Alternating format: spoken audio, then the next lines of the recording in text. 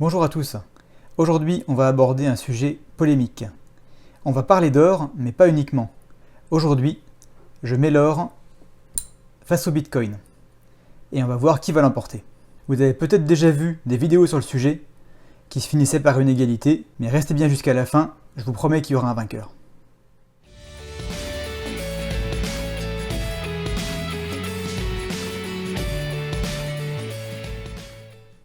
Et on commence par le premier argument des défenseurs de l'or.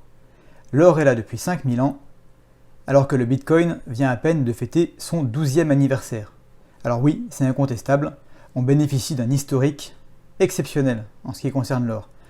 En ce qui concerne sa fonction de réserve de valeur, sa fonction de rempart contre l'inflation, on sait que sur le très long terme, c'est vrai, c'est prouvé, on a les données pour supporter ce point de vue. En revanche, pour le Bitcoin, on manque vraiment d'historique, et forcé d'accorder le point à l'or. Deuxième point important, la sécurité. L'or, comme c'est petit et que c'est compact, c'est plutôt facile à voler si ce n'est pas bien protégé.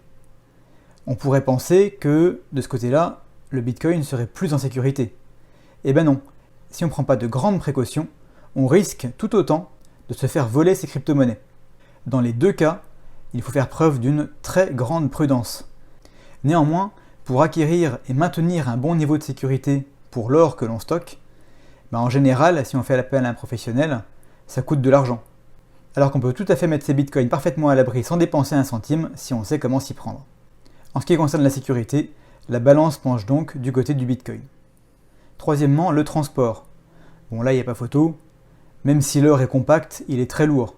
Le bitcoin, au final, c'est juste un mot de passe que vous pouvez écrire sur un mot de papier et qui est accessible 24 h sur 24, où que vous soyez.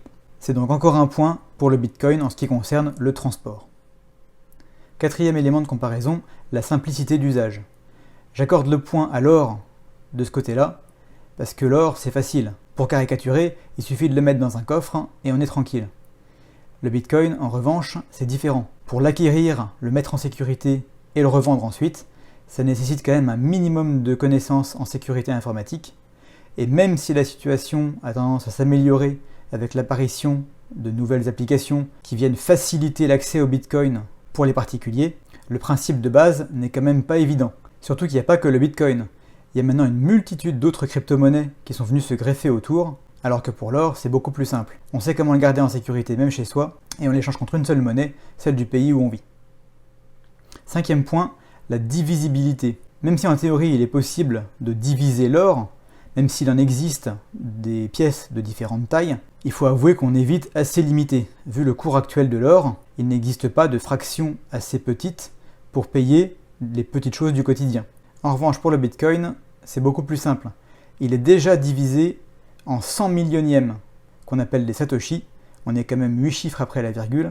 J'imagine mal un jour pouvoir diviser cette pièce-là en 100 millions de petits morceaux. Ensuite, les délais de transaction. Même si Bitcoin n'est pas la crypto-monnaie la plus rapide, on peut quand même espérer voir sa transaction passer en moins d'une demi-heure. Alors que pour l'or, ça peut prendre des heures, voire des jours, si votre boutique est fermée, ou si vous ne trouvez pas d'acquéreur. Le point va donc là-dessus au Bitcoin. Et on continue. La valeur de l'or repose sur le fait qu'il en existe une quantité limitée. C'est un métal très rare qu'on ne peut pas imprimer comme on en aurait envie. Mais il faut savoir que le Bitcoin, lui, est encore plus rare. Pourquoi ? Parce que dans l'algorithme qui a été créé dès le départ, la quantité limite de Bitcoin a déjà été fixée. Elle est de 21 millions, ils ne sont pas encore tous en circulation, je crois qu'on est à 18 millions et demi actuellement, ce qui veut dire qu'il en reste 2 millions et demi à extraire, entre guillemets, et après c'est fini.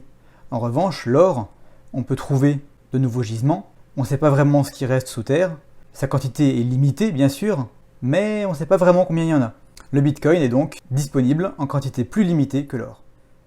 Maintenant, la régulation. Jusqu'à maintenant, les crypto-monnaies bénéficiaient d'un flou juridique assez important dans tous les pays. L'or, quant à lui, il est là depuis tellement longtemps que les lois sont déjà en place. J'accorde donc le point à l'or, parce qu'il est peu probable que de nouvelles lois voient le jour concernant les métaux précieux aujourd'hui, alors que le climat actuel est plutôt défavorable aux crypto-monnaies, surtout en France. Mais revenons un instant à la base. Pourquoi est-ce qu'on voudrait acheter de l'or ou du Bitcoin ? Ce sont deux actifs qui entrent dans la composition d'un portefeuille diversifié. Et quand on diversifie un portefeuille, c'est pour avoir différents actifs qui ne sont pas corrélés les uns aux autres. Historiquement, l'or est décorrélé des actions par exemple. Si les actions s'effondrent, l'or a tendance à monter. Ça c'est encore vérifié récemment. Le Bitcoin aussi a bien résisté à la chute des marchés actions. Il a rapidement retrouvé des couleurs comme l'or peu après le crack de mars 2020. Mais là encore, on manque de données, on manque d'historique, et le point va donc à l'or. Et enfin, il ne nous reste plus que la qualité principale de l'or, c'est le fait qu'il soit un actif tangible. Cette pièce d'or que je tiens dans la main ne dépend de rien, ni d'un gouvernement, ni du réseau internet. Elle est là, un point c'est tout. Évidemment, c'est pas le cas du Bitcoin.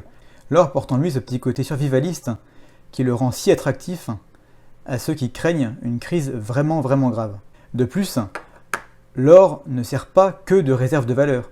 Il est aussi utilisé dans l'industrie, notamment pour l'électronique, et principalement pour faire des bijoux.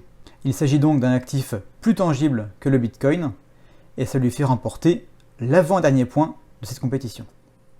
Voilà, on est à égalité, et je vous ai promis un vainqueur. Il reste un dernier point à attribuer. On est en 2021.